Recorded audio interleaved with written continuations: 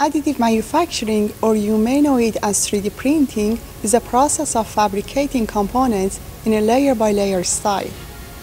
Using this technology, you will be able to fabricate any complex geometries, such as this small part.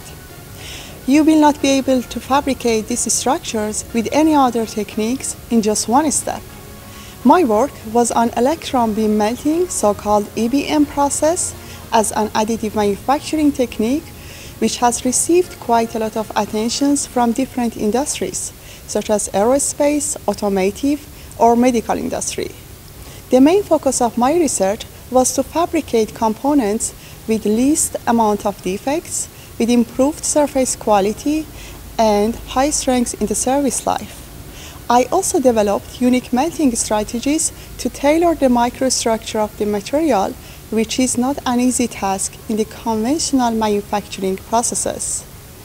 We must optimize the process itself to reduce the need for post-treatments, such as thermal or mechanical post-processes, which add extra costs.